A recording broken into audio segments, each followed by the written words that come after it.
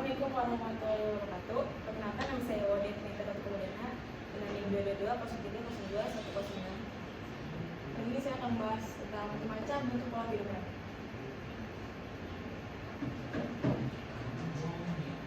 Memahami pola kehidupan. Pola hidup adalah kebiasaan dalam kehidupan. Misalnya, pola hidup dapat dimulai dari cara manusia menjadi lingkungan. Dapat dikatakan bahwa pola hidup juga disesuaikan dengan habitat tempat tinggal makhluk hidup tersebut. Karena pola itu adalah kebiasaan dan secara tidak langsung makhluk hidup pastilah akan menyesuaikan pola hidupnya dengan alam sekitar.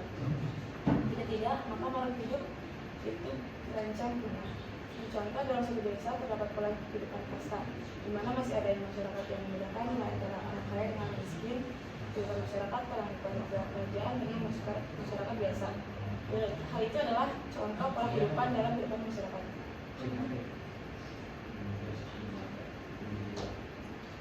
Macam-macam bentuk pola kehidupan.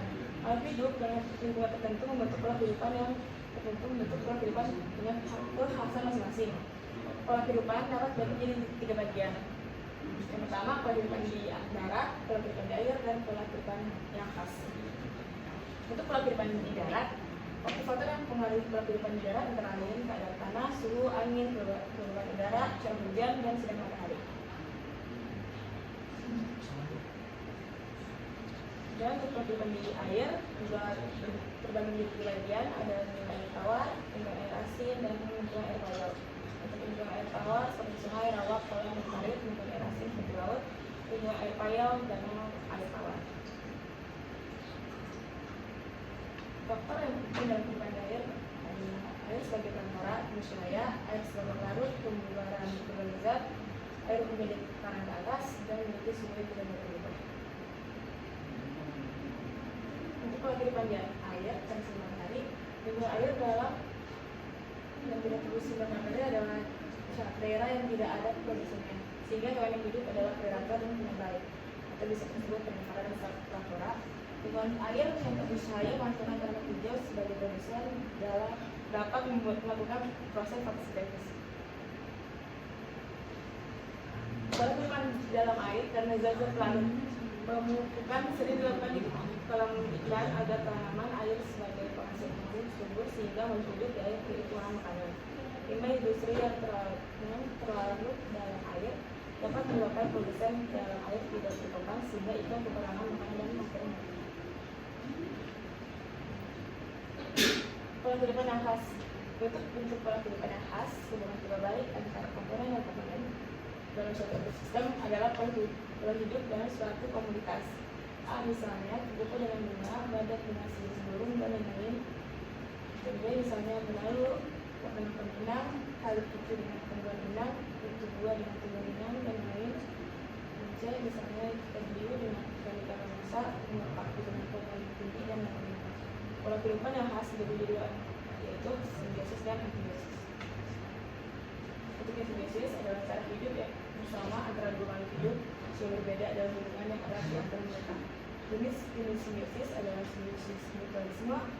Simbiosis mutualisme adalah cara hidup bersama yang menguntungkan dari kedua belah pihak. Jadi ada parasitisme simbiosis adalah cara hidup antara dua makhluk hidup yang berbeda. Yang satu mendapat keuntungan, yang lainnya tidak mendapat kerugian.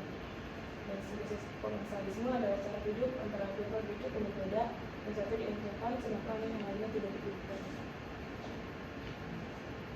Antibiosis. Antibiosis adalah persekutuan antara hidup dengan dua jenis makhluk hidup. Yang satu menghambat kehidupan makhluk hidup lainnya.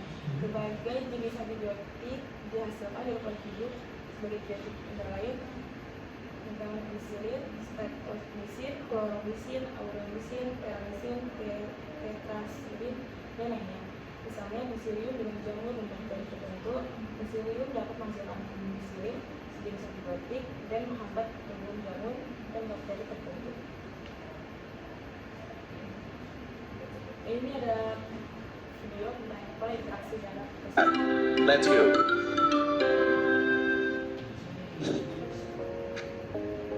Dalam video ini kita akan belajar tentang pola interaksi dalam ekosistem.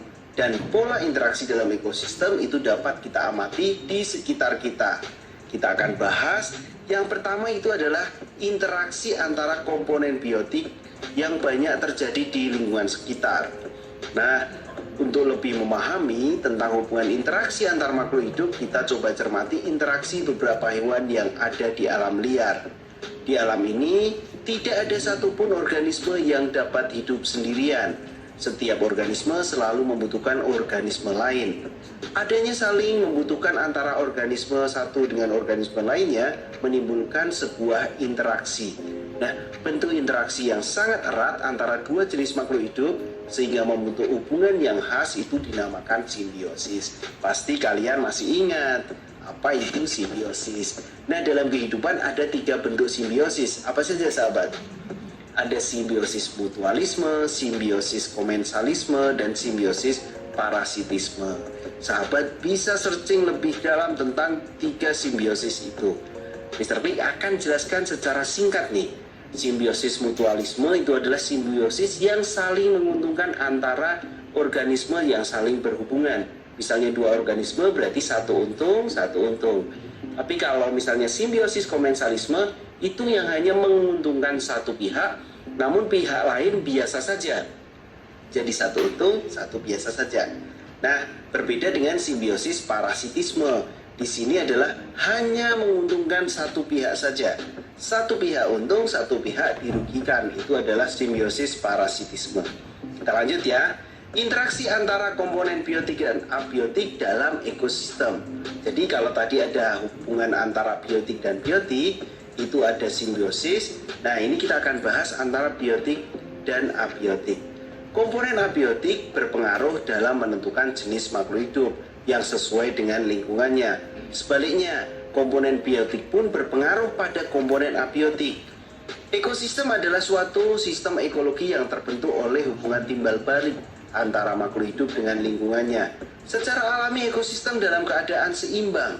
Jadi keseimbangan ini akan terganggu bila ada gangguan dari luar seperti ada bencana atau campur tangan manusia. Dalam ekosistem sering terjadi perubahan jumlah populasi tumbuhan, ada jumlah yang herbivora akan berubah ataupun yang karnivora. Alam akan mengatur ekosistem sedemikian rupa perbandingan antara jumlah produsen dan konsumen. Jadi keseimbangan alam itu akan terpelihara bila komposisi komponen-komponennya itu dalam keadaan seimbang. Makanya selain simbiosis ada juga yang namanya predasi dan kompetisi. Jadi kalau predasi itu adalah hubungan timbal balik makan dan dimakan. Jadi itu tidak jahat sahabat, tapi memang perannya seperti itu untuk menjaga keseimbangan. Itu adalah predasi. Ada juga kompetisi, yaitu antara dua pemangsa ini saling bersaing untuk mendapatkan makanan. Itu adalah hubungan timbal baliknya. Ada simbiosis, predasi, dan kompetisi. Nah, untuk menjaga keseimbangan pada ekosistem, maka terjadi peristiwa makan dan dimakan. Hal ini bertujuan untuk mengendalikan populasi suatu organisme. Peristiwa makan dan dimakan antara makhluk hidup dalam suatu ekosistem akan membentuk rantai makanan dan jaring-jaring makanan. Kesimpulannya, semua hidup yang ada di alam tidak dapat hidup sendiri. Mereka harus berinteraksi dengan makhluk hidup lain. Kalau interaksi yang terjadi antara makhluk hidup tidak secara langsung, secara acak, tapi memiliki keteraturan. Dengan demikian, pola interaksi tersebut menunjukkan adanya kekhasan. Makhluk tersebut sangat ditentukan oleh jenis organisme yang saling berinteraksi. Dalam ekosistem, selain hubungan predasi, interaksi antara hidup yang berkenaan dengan makan dan dimakan, juga terdapat interaksi yang lain yang akan kita bahas sebelumnya. Dua makhluk hidup yang saling berinteraksi secara kuat dinamakan simbiosis atau hidup bersama. Sekian presentasi dari saya. Wassalamualaikum warahmatullahi wabarakatuh.